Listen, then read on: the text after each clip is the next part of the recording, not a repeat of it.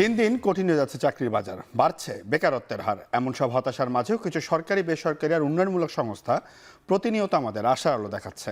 তবে তার জন্য নিজেকে সবসময় প্রস্তুত রাখতে হবে আপডেট। সবাইকে স্বাগত জানাচ্ছি চাকরির বাজারে, সাথে আছি আমি সিউল আহমেদ। আজ আমরা দেখব এই সপ্তাহের বেশ কিছু নিয়োগ বিজ্ঞপ্তি। প্রথমেই আমরা বাংলাদেশ ব্যাংকের একটি নিয়োগ বিজ্ঞপ্তি নিয়ে আলোচনা করতে চাই। আপনারা নিশ্চয়ই জানেন বাংলাদেশ ব্যাংকের ব্যাংকার্স সিলেকশন কমিটির সদস্যভুক্ত 6টি ব্যাংকে অফিসার পদে নিয়োগ বিজ্ঞপ্তি দিয়েছে। আমরা একটু এটার বিস্তারিত নিয়ে আলোচনা করতে চাই। প্রথমে যদি আমরা দেখি, প্রতিষ্ঠানের নাম হচ্ছে বাংলাদেশ ব্যাংক এবং পদের নাম হচ্ছে অফিসার। তারা ক্যাশের যে অফিসার রয়েছে সেখানে তারা নেবেন এবং যে 6টি ব্যাংক রয়েছে সেই সদস্যভুক্ত 6টি ব্যাংকে কিন্তু তারা নেবেন। বেতন যদি আমরা দেখি সেটা 16,000 থেকে শুরু করে 34,600 টাকা তাদের বেতনের রেঞ্জ। গ্রেড হচ্ছে সরকারি যে বেতনের গ্রেড রয়েছে গ্রেড 10 এবং শিক্ষাগত যোগ্যতা যদি আমরা একটু দেখি সেটি হচ্ছে স্নাতক 4 বছর সমমেয়াদী যে স্নাতক আছে সেটি কমপ্লিট থাকতে হবে। চাকরির ধরন হচ্ছে স্থায়ী। প্রার্থীর ধরন হচ্ছে নারী পুরুষ উভয় আবেদন করতে পারবে, যে কোনো স্থানেই হতে পারে আপনার নিয়োগ স্থল অথবা কর্মস্থল। চাকরির ধরন হচ্ছে আর প্রার্থীর ধরন আমরা যদি দেখি নারী পুরুষ উভয় আবেদন করতে পারবে। আবেদন ফি হচ্ছে মোবাইল ব্যাংকিং রকেটের মাধ্যমে অফেরতযোগ্য 200 টাকা জমা দিতে হবে এবং আবেদনের শেষ সময় হচ্ছে 19 ফেব্রুয়ারি 2025। এরপর আমরা বেসরকারি ব্যাংকের নিয়োগ বিজ্ঞপ্তি নিয়ে আলোচনা করতে চাই। Standard bank private limited company তারা নিয়োগ বিজ্ঞপ্তি দিয়েছে। সেই নিয়োগ বিজ্ঞপ্তির বিস্তারিত নিয়ে আমরা একটু আলোচনা করব। স্ট্যান্ডার্ড ব্যাংক পিএলসি পদের নাম হচ্ছে হেড অফ আইটি, যেটি হচ্ছে SVP/EVP পদের নামে পরিচিত। বেতন হচ্ছে আলোচনা সাপেক্ষে। পদ সংখ্যা হচ্ছে আলোচনা সাপেক্ষে, অর্থাৎ কতগুলো পদ তারা দেবেন এখনও পর্যন্ত সেটি জানায়নি। এবং শিক্ষাগত যোগ্যতা হচ্ছে স্নাতকোত্তর, তবে মাস্টার্স কমপ্লিট থাকতে হবে আইটি এবং সমমান। চাকরির ধরন হচ্ছে ফুল টাইম। প্রার্থীর ধরন হচ্ছে নারী পুরুষ উভয় আবেদন করতে পারবে। এবং কর্মস্থল নিয়ে যদি আমরা একটু দেখি হচ্ছে বাংলাদেশের যে কোনো স্থানে এটি আপনার কর্মস্থল পড়তে পারে। বয়স হচ্ছে 50 বছর এবং কর্মস্থল হচ্ছে যে কোনো স্থানে। আগ্রহীরা আসলে career@standardbankbd.com অনলাইনে আবেদন করতে হবে। আবেদনের শেষ সময় হচ্ছে 6 ফেব্রুয়ারি 2025। দর্শক, চাকরির বাজার থেকে আমরা ছোট্ট একটা বিরতিতে যাচ্ছি, ফিরছি একটু পরে।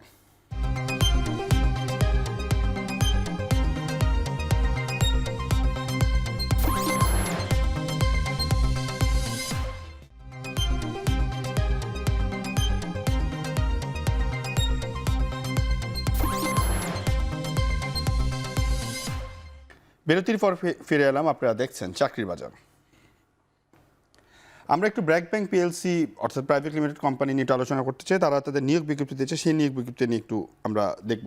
সেটি হচ্ছে ব্র্যাক ব্যাংক লিমিটেড তাদের ইয়াং লিডার্স প্রোগ্রাম অর্থাৎ YLP এই প্রোগ্রামের জন্য তারা নিয়োগ বিজ্ঞপ্তি দিয়েছে। বেতন হচ্ছে আকর্ষণীয় 70,000 টাকা বেতন এবং পদ সংখ্যা হচ্ছে নির্ধারিত নয়। শিক্ষাগত যোগ্যতায় স্নাতক কমপ্লিট থাকতে হবে অর্থাৎ অনার্স কমপ্লিট অর্থাৎ BBA কমপ্লিট থাকতে হবে। চাকরির ধরন হচ্ছে ফুল টাইম।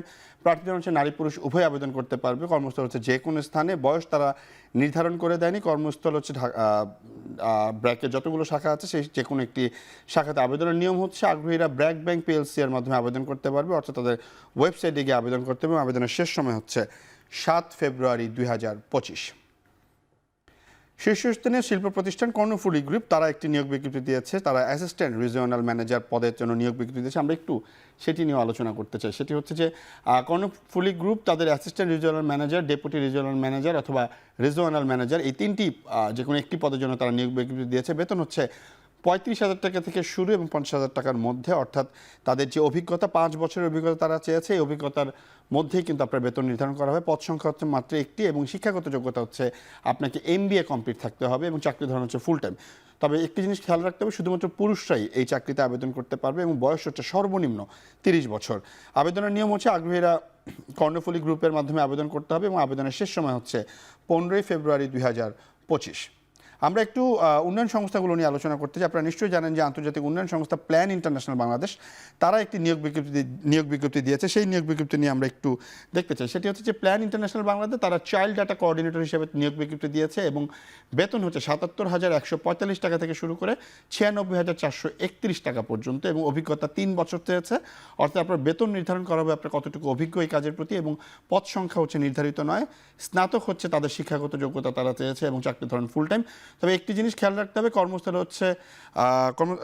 হচ্ছে ঢাকাতে, যেটি প্ল্যান ইন্টারন্যাশনাল গুলশানে অফিস রয়েছে সেখানে, এবং আবেদনের নিয়ম হচ্ছে প্ল্যান ইন্টারন্যাশনাল বাংলাদেশের মাধ্যমে আবেদন করতে পারবেন। আবেদনের শেষ সময় হচ্ছে 3 ফেব্রুয়ারি 2025। ইন্টারন্যাশনাল রেস্কিউ কমিটি অর্থাৎ আইআরসি তারাও একটি নিয়োগ বিজ্ঞপ্তি দিয়েছে। সেই নিয়োগ বিজ্ঞপ্তি নিয়ে আমরা একটু আলোচনা করতে চাই। সেটি হচ্ছে ইন্টারন্যাশনাল রেস্কিউ কমিটি, যেটি আইআরসি নামে পরিচিত, উন্নয়ন সংস্থা, একটি আন্তর্জাতিক উন্নয়ন সংস্থা। তারা সিনিয়র অফিসার ইপিআর পদে কিন্তু তারা লোক নিয়োগ বিজ্ঞপ্তি দিয়েছে এবং বেতন হচ্ছে আলোচনা সাপেক্ষে, পদ সংখ্যা নির্ধারিত নয়, শিক্ষাগত যোগ্যতা স্নাতক, নারী পুরুষ উভয় আবেদন করতে পারবে। তবে কর্মস্থলটা দেখতে হবে, সেটা হচ্ছে কক্সবাজার উখিয়া, অর্থাৎ তাদের যে রোহিঙ্গা প্রজেক্ট রয়েছে সেই প্রজেক্টের জন্য কিন্তু তারা লোকবল নিয়োগ বিজ্ঞপ্তি দিয়েছে। এবং ইন্টারন্যাশনাল রেস্কিউ কমিটি আইআরসির যে ওয়েবসাইট রয়েছে সেই ওয়েবসাইটের মাধ্যমে আবেদন করতে হবে। আবেদনের শেষ সময় হচ্ছে 4 ফেব্রুয়ারি 2025। দর্শক, চাকরি বাজার থেকে এখন আমরা আরেকটি বিরতিতে যাবো, ফিরে আসছি একটু পরে।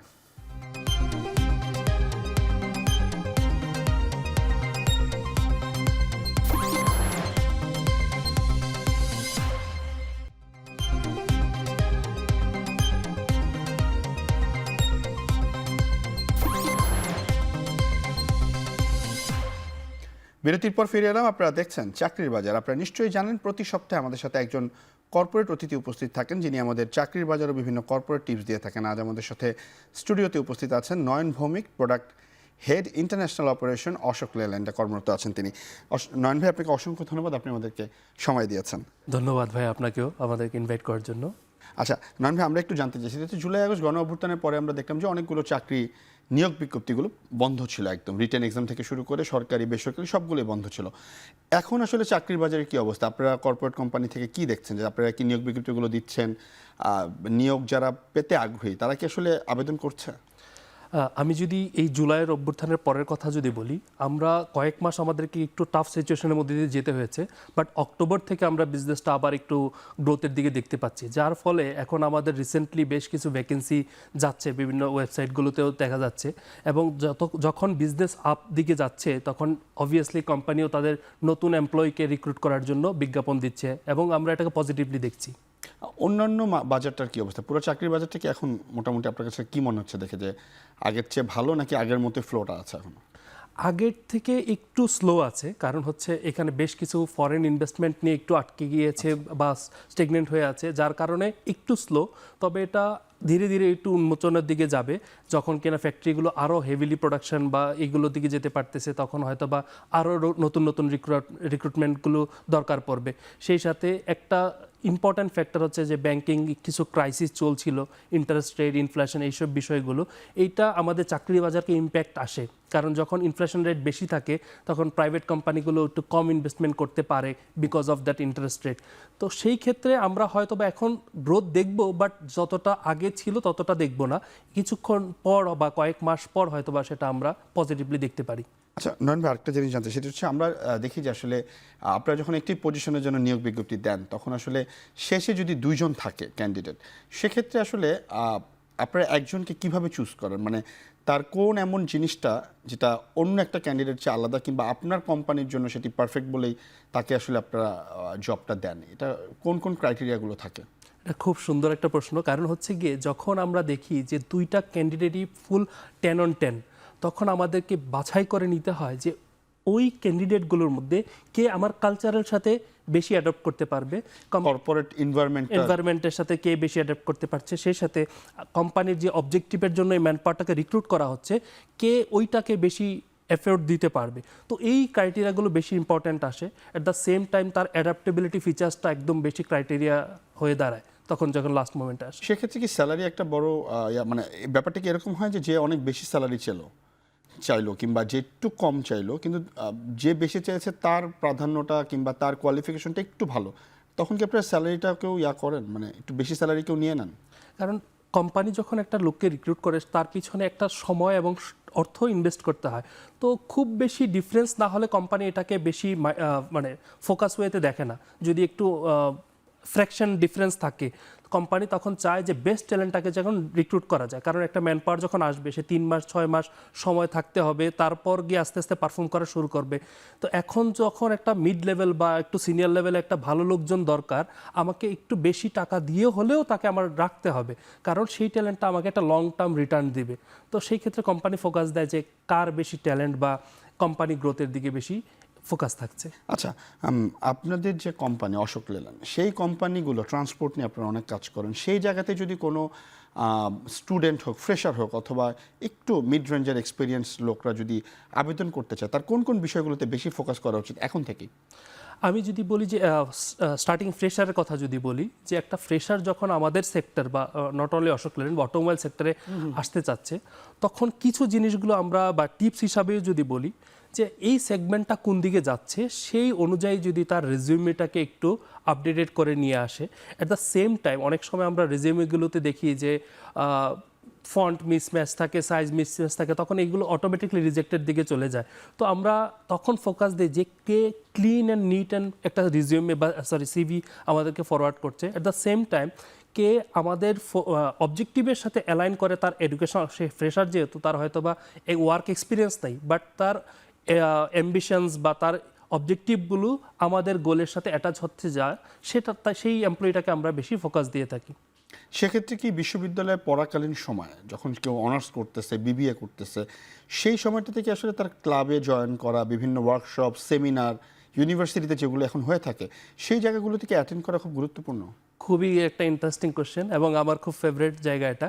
কারণ হচ্ছে আমি অলওয়েজ বিলিভ করি যে কিনা একটা হায়ার সিজিপিএ লোক থেকে যে কিনা একটা মিড রেঞ্জের সিজিপিএ মেনটেন করতেছে, at the same time extra curriculum activity like আপনি যেটা মেনশন করলেন, ক্লাব হতে পারে, business club, quiz club, robotics club, several, ওইগুলোতে যারা ইনভলভ থাকে তাদের অপরচুনিটি খুব বেশি হয়, কারণ তারা অ্যাডাপ্ট করতে পারে বিভিন্ন অ্যাডভার্স সিচুয়েশনগুলো। তো কোম্পানি যখন রিক্রুট করে সেই জিনিসগুলোকে ফোকাস দেয়, যেমন কিনা আমার যদি কোনো এমপ্লয়ির 4 সিজিপিএ থাকে, we do not have that advantage of from that means person. যদি সেই একটা নতুন অন্য একটা ছেলে যে কিনা হয়তো বা 3.5 সিজিপিএ অথবা 3 সিজিপিএ, বাট তার এক্সট্রা কারিকুলার অ্যাক্টিভিটি খুব বেশি ছিল, যেটা কিনা ইন ফিউচার আমাদের কোম্পানির জন্য গ্রোথ হিসেবে দাঁড়াবে, আমরা তাকেই বেশি ফোকাস করি। এবং আমি অলওয়েজ আমাদের ইয়াং জেনারেশনকে বলবো এই ক্লাব জেনারেশন বা এই ক্লাব বা অ্যাক্টিভিটিগুলোতে ইনভলভ হতে। আমার প্রিভিয়াস এক্সপিরিয়েন্স থেকে যেটা বলছি, আমার পড়াশোনা ইন্ডিয়াতে, তা ওখানে যত ভালো পজিশনে টিল ডেট আফটার, মানে আমাদের পড়াশোনা এখন প্রায় এক যুগেরও বেশি শেষ করে আসছি, তার মধ্যে যারা এখন ভালো পজিশনে আছে সবচেয়ে বেশি তারাই আছে যারা কিনা এক্সট্রা কারিকুলাম অ্যাক্টিভিটিতে বেশি সময় দিয়েছিল, একটু ভালো ফোকাস দিয়েছিল, এটা নেটওয়ার্কিংয়ের প্রতি যারা সময় দিয়েছে এবং মানুষের সাথে মিশার যে একটা ইচ্ছা ছিল তাদের যারা বেশি ছিল, তারা এখন আজকের দিনে বেশি ভালো আছে। অর্থাৎ আমরা অনেকেই দেখি যে খুব ভালো রেজাল্ট করতে সারাদিনই পড়াশোনা করতেছে, তবে পড়াশোনার পাশাপাশি এই কারিকুলাম ইন্টিগ্রেশন অথবা আপনার বিভিন্ন যে ক্লাবগুলো রয়েছে অথবা এক্সট্রা কারিকুলাম ইন্টিগ্রেশন, আমরা সবসময় বলি যে এই জায়গাগুলোতে ফোকাস অনেক বেশি করা উচিত। অবশ্যই, কারণ হচ্ছে গিয়ে যে তবে একটা জিনিস হচ্ছে, মানে একদম পড়াশোনাটা ছাড়া যাবে না, এটা মিড রেঞ্জে রাখতে হবে। হয়তো বা একটা ক্যান্ডিডেট 3.7 সিজিপিএ, হয়তো বা একটা ক্যান্ডিডেট 3 সিজিপিএ অথবা 3.2, যদি তার ফোকাস ইন এক্সট্রা কারিকুলাম অ্যাক্টিভিটিসে বেশি থাকে, কোম্পানি 3.2 অথবা 3 সিজিপিএ লোকটাকেই অ্যাকসেপ্ট করার চান্স বেশি থাকে। ওকে, আমরা একটু ছোট করে জানতে চাই, সিভি রাইটিংস নিয়ে কথা হচ্ছিল। সিভি রাইটিংয়ে আসলে কোন কোন বিষয়গুলোকে প্রাধান্য দেওয়া হচ্ছে? আমরা দেখি সিভি অনেক ভুল আসতেছে। এখন তো প্রথম সিভিটা এআই এর মাধ্যমে আমরা বাছাই করে ফেলতেছি, তারপরের ভার্সনটাও তো দেখা যায় অনেক ভুল বেরোচ্ছে। কোন জায়গাগুলোতে ফোকাস করা উচিত আসলে? আমি যদি বলবো যে আমরা যখন দেখতে পারি যে একটা কোম্পানি তার বিজ্ঞপ্তি দিয়েছে যে হ্যাঁ আমার লোক দরকার, তো ফার্স্ট অফ অল আমার জানতে হবে যে আমার এই যে পুরো সিভিটা লিখছি, আমার সব ফন্টগুলো যেন সেম হয় এবং হেডিংয়ের ফন্ট আমার কত হবে, বডির ফন্ট কত হবে। আমি যদি আরও স্পেসিফিক বলি, নর্মালি আমরা এই সিভিগুলোতে দেখে থাকি যে 12 to 14 হেডিং ফন্টটা ভালো হয়, এবং বডির যদি দেখি যে 10 to 12-এর মধ্যে বডি মানে ফন্টটা খুব ভালো আসে। অ্যাট দ্য সেম টাইম অনেক সময় কি হয়, আমরা যারা ফ্রেশারকে দেখি যে একটা বক্সের মধ্যে তারা এডুকেশনের সব কিছু দিয়ে দিচ্ছে, এটা আসলে দেখতে খারাপ দেখায় এবং এর এক্সপ্লেন করার কিছু থাকে না। আমি তো ফ্রেশার, আমার তো এক্সপিরিয়েন্স নেই, I have to B someone কি আমার এইচআর যেন আমাকে লুক আউট করে। তো সেই জন্য আমাদেরকে এই এডুকেশনালের পাশে তার নিচে একটু ব্রিফ বা বুলেট পয়েন্টে দু একটা পয়েন্ট মেনশন করা দরকার, যার কিনা এইচআরকে মোটিভেট করবে না এই লোকটাকে আমার ডাকা দরকার। কিন্তু আমরা ছোটবেলা থেকে যখন প্রথম সিভি পাইছি, কারো না কারোটা আমরা নিয়েছি, আমরা কিন্তু ওইটাই পেয়েছি যে বক্স করা। বাট এটা আসলে মানে খুবই আউটডেটেড এবং কিনা দেখতেও খুব খারাপ দেখায়। একটা ফ্রেশারের এক্সপিরিয়েন্স নাই, তো সে তো একটা বক্স করার 3-4টা লাইনে শেষ হয়ে গেল, সিভিটার মধ্যে কিছুই থাকছে না। তো একটা এইচআর হার্ডলি 10 to 15 সেকেন্ডস পায় ওই একটা সিভিকে দেখার জন্য। তো তার যখন এটা দেখতে লুক্রেটিভ মনে হয় না, সে এটাকে ফেলে দেয়। তো আমার সাজেশন থাকবে যখনই এই জিনিসগুলোকে সিবি তৈরি করা হচ্ছে এবং ফন্ট অনেক সময় দেখা যাচ্ছে ফ্রেশাররা কালারফুল ফন্ট ইউজ করে, it is totally not acceptable. অর্থাৎ আপনি বলতে চাচ্ছেন কি আমাদের যেটা আসলে করা হচ্ছে সিভি গুলোকে ডে বাই ডে একটু ম্যানেজ করা, ইন্টারনেট থেকে দেখা, ক্লাবগুলোতে জয়েন করা, স্টুডেন্ট থাকা অবস্থায় এই বিষয়গুলো। আপনাকে অসংখ্য ধন্যবাদ নয়ন ভাই আমাদের সাথে যোগ দেওয়ার জন্য। থ্যাংক ইউ এখন টিভি এবং আপনাকে আমাদেরকে ইনভাইট করার জন্য। দর্শক এতক্ষণ সাথে থাকার জন্য সবাইকে অসংখ্য ধন্যবাদ। দেখা হবে পরবর্তী সপ্তাহে। তবে আপনার কোম্পানির যে কোনো নিয়োগ বিজ্ঞপ্তি প্রচারের জন্য আমাদের সাথে যোগাযোগ করুন এবং যারা চাকরির জন্য আবেদন করতে চাচ্ছেন তারা আমাদেরকে ইমেইলে আপনার সিভি পাঠিয়ে রাখুন। আপনার কোম্পানি বা প্রতিষ্ঠানের নিয়োগ বিজ্ঞপ্তি এবং সিভি পাঠানোর ঠিকানা চাকরির বাজার @এখন.tv। শেষ করছি চাকরির বাজার। এখন টেলিভিশন ওয়েবসাইট দেখতে ভিজিট করুন www.এখন.tv এবং এখন টেলিভিশনের ফেসবুক দেখতে ভিজিট করুন facebook.com/tv.এখন এবং ইউটিউবেই এখন টেলিভিশন দেখতে ভিজিট করুন youtube.com/c/এখন.tv।